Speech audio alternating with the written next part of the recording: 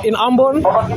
Dit zijn Cayese jongeren en zij willen dat er aandacht wordt gevraagd voor de leven op Kai en hoe moeilijk het is en wat de Indonesische regering doet met hun land. En er gaat één die gaat spreken. Nama siapa? My name is Mehdi Linansera. Okay. I'm from K, but I go to Ambon just to study.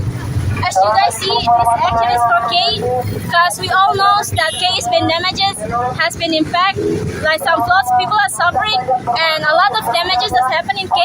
It's not about the weather condition, but it's about the government that actually takes our land and they take advantage of K, but they didn't give K nothing. But they gave K nothing. And until now, K didn't get anything from the government. So we as Persatuan Mahasiswa FF from K in Ambon, we thought we should to do this action so that the government will know and all of the people in Ambon and maybe all of the world can know what will happen in K so that people across the world can really know what happened in Indonesia, what happened in K. Okay, and why are you standing before the police station? Because they know what happened but they do nothing.